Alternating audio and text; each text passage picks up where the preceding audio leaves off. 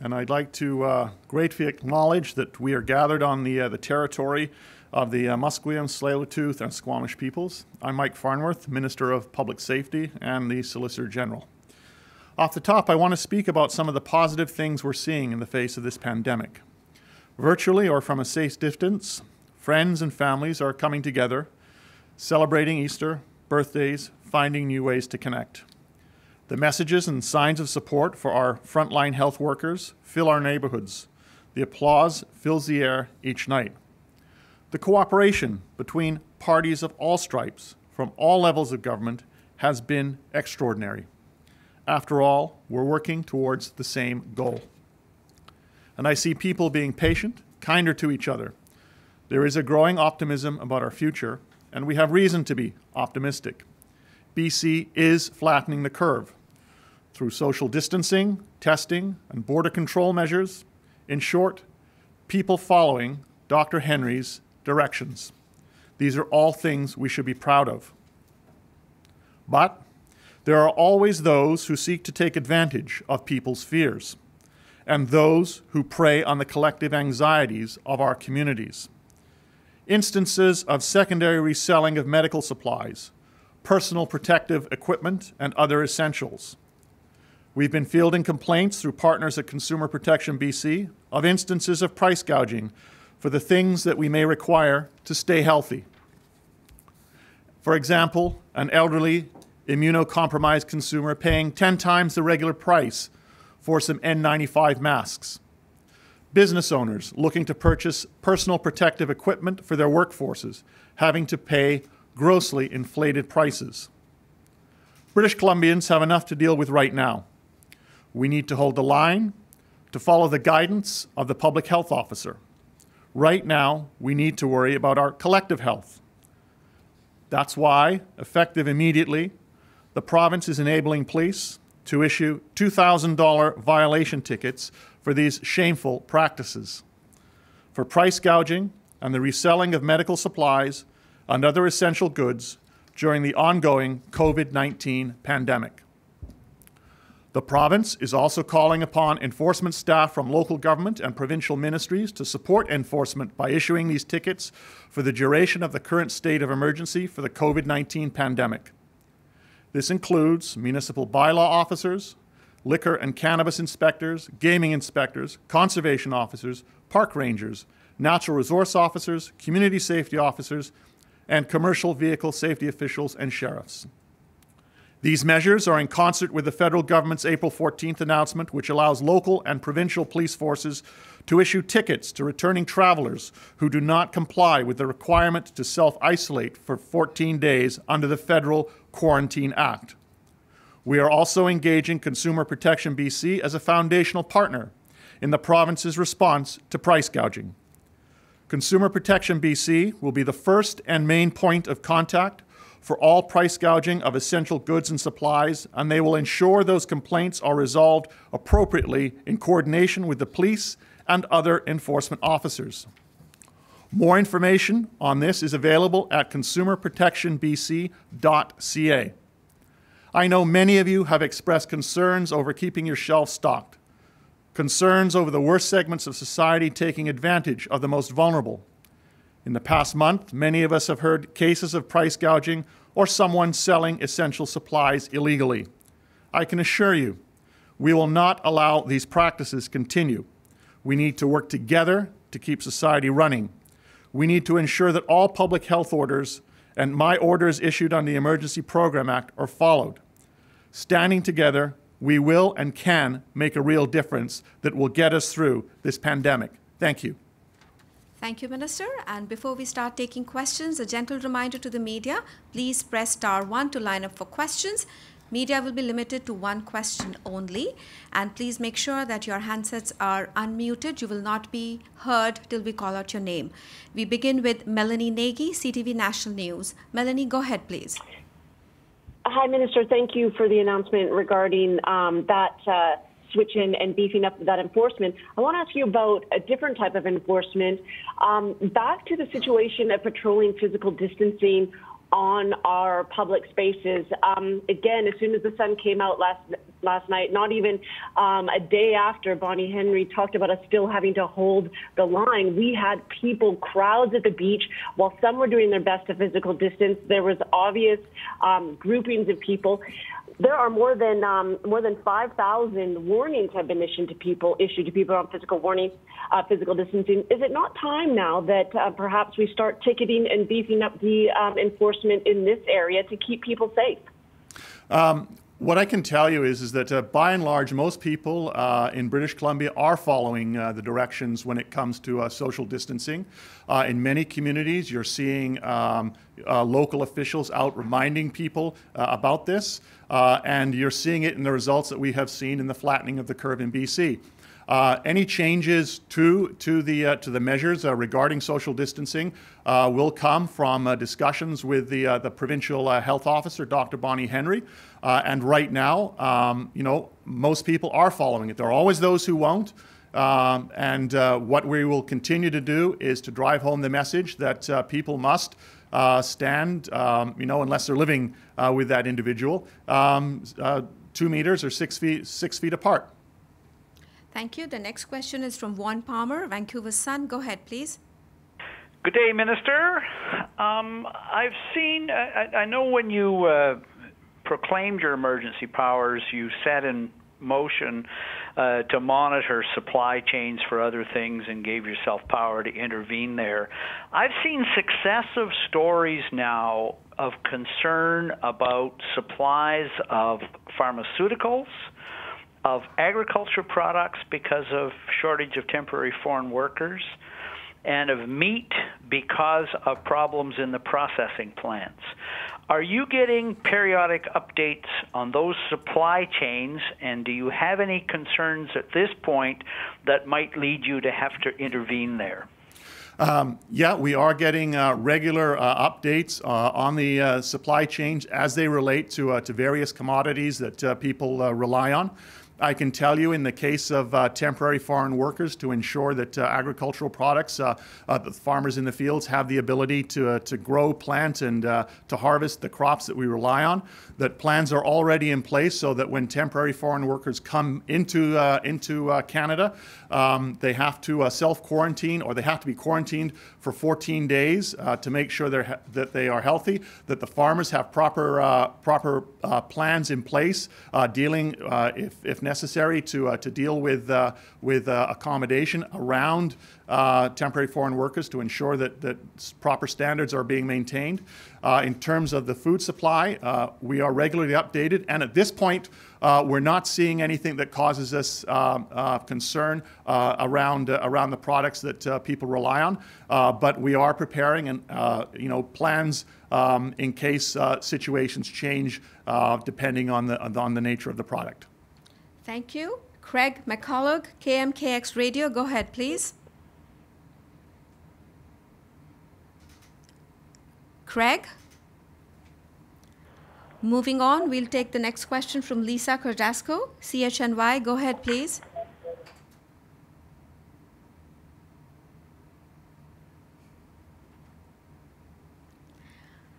Moving on, the next question is from Braden Dupois, Peak News.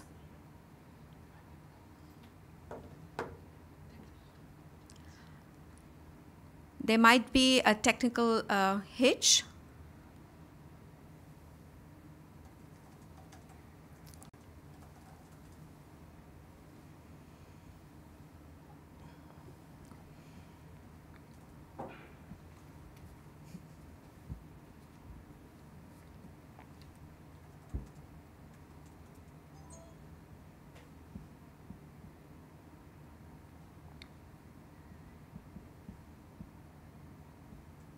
Thank you. Sorry for the delay. We have Lisa Cordasco. Please go ahead. Good morning, Minister. Thank you. I hope you can hear me now. Who do you suspect is behind this reselling of medical supplies? Do you suspect it is an organization or organized crime, or do you think this is really a case of individuals taking advantage? I think by and large it's probably individuals seeking to take advantage of a situation. We've seen a number of examples in the media of people being busted for reselling product online.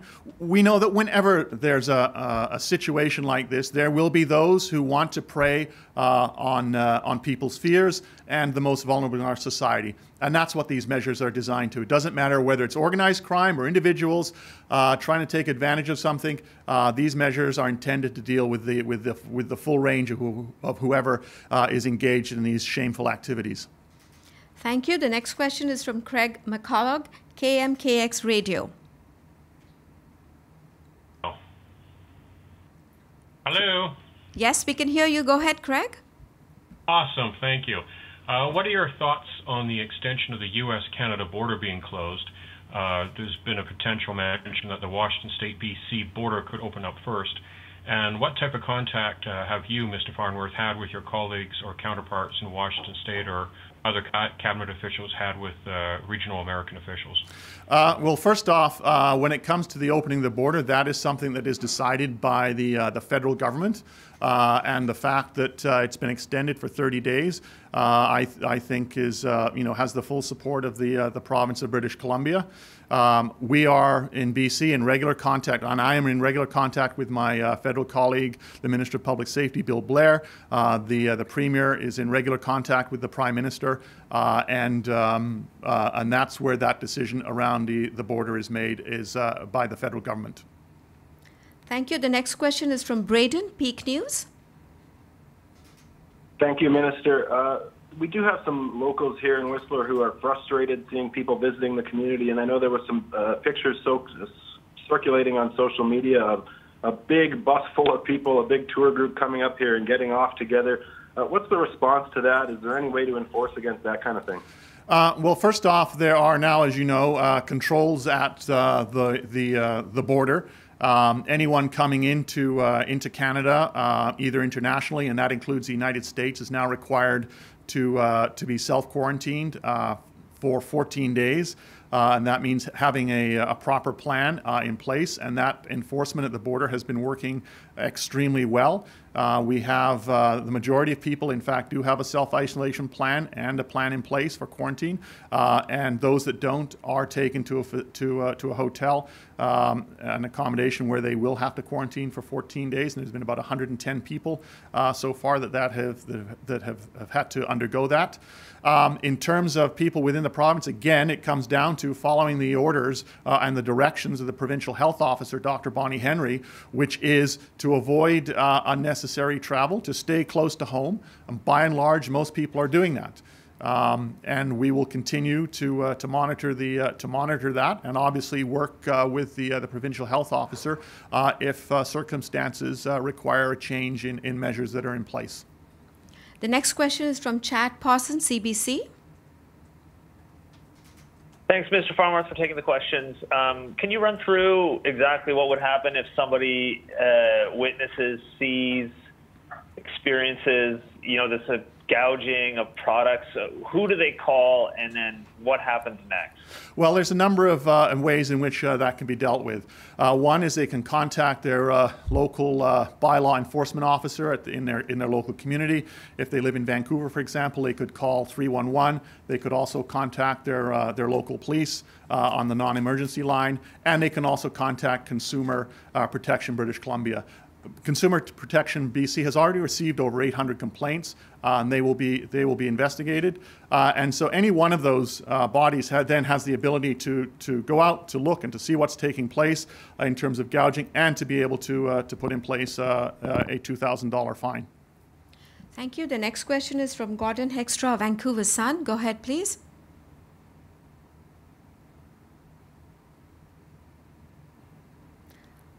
Moving on, we'll take Alison from CTV News next.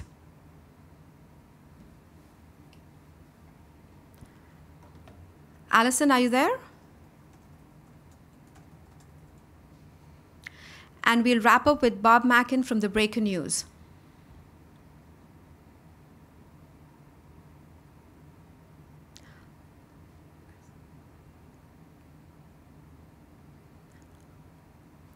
Bob, are you there?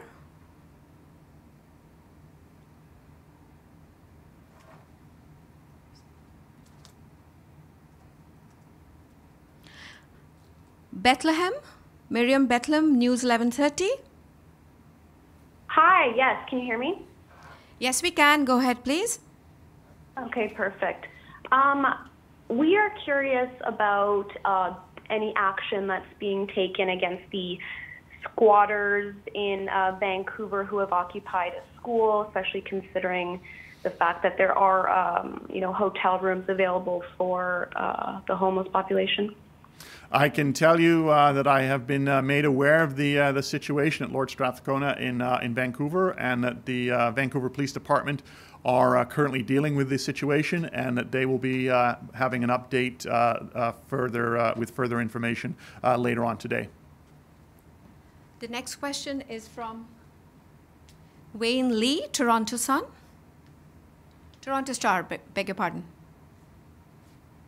Oh, hi, Minister. I also have a question about the squatters at Lord Strathcona School. I guess I'm just wondering, what are your thoughts on arrests like this when people say they're simply trying to stay safe and follow the rules around COVID-19? Breaking into schools and occupying a school isn't exactly, in my view, a legitimate form of protest.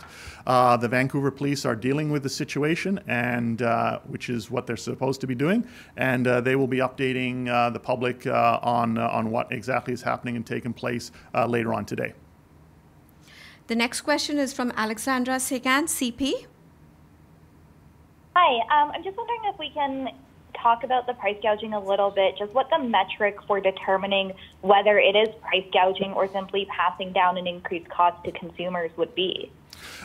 It's similar to legislation that's in place in Ontario and Saskatchewan, for example. And what it is that is the price of a good similar to the prices of goods in a community or a province that regular people would expect to pay in comparison to other people. And so, yes, there's a recognition that prices increase on goods. That's not what this is about. This is when you look at a product, and we've all seen examples of it, where, for example, protective or safety gear is being charged 10 times the normal price that you're seeing in other locations, or is being sold online at exorbitant prices, again, over and above what you would expect to see in a particular region or a community for a similar product to be purchased by regular people. We've seen examples of it, and it's one of those things, you know it when you see it. Thank you. We have Graham Woods, Glacier Media, next. Oh, hey, Mike. What happens if supply of an item becomes so low? My question was similar to that. But if supply of a material or item becomes so low, doesn't the price inherently increase? And how are you gauging that in terms of the prices being seen throughout the community? Well, that's one of the things that Consumer Protection BC is able to determine and to monitor, along with the Retail Council of British Columbia, for example. We're in regular contact with our supply chains and understanding what is taking place in the market. And again, what it comes down to is some common sense and understanding that when you see a mask that normally sells for $5 in other stores is being sold for $50, or you see that it's taking place online, prices that are significantly out of line for what is being charged in other locations, then you know then you see it. Then it's you know that price gouging is taking place. It's not a question of that there is a critical shortage and a price is rising, in every jurisdiction, not just here in British Columbia, but right across the country. So a lot of ability to monitor prices is in fact in place. Thank you. And our last question today goes to Alison Hertz, CTV News. Alison, go ahead, please. Yeah, hi, can you hear me this time? Yes, we can. Thank you, Alison. Yes, okay, thank you. I just wanted to expand a little bit on the option for ticketing people who are not socially distancing. I mean, we are seeing thousands of people getting warnings, and does that not suggest that people are actually not getting the message? This is just in one municipality in BC, and is it not time to start ticketing when we're seeing that in other provinces right across the country that law enforcement is taking action? As I said, by and large, the majority of people in this province are in fact following social distancing measures. And any changes to the policies that we have in place, which were put in place by our provincial health officer, would take place on her recommendations. What we're seeing in BC is the approach that's being taken is working. We are seeing the curve flatten considerably. I think that people are observing the social distancing measures. There are always those who think that it doesn't apply to them. As I said, many local governments have staff out reminding people. We will continue to do that. And if the provincial health officer thinks that there needs to be additional measures, then obviously we would ensure that those are implemented. Thank you, and this brings us to the end of the press conference. Thank you all for joining.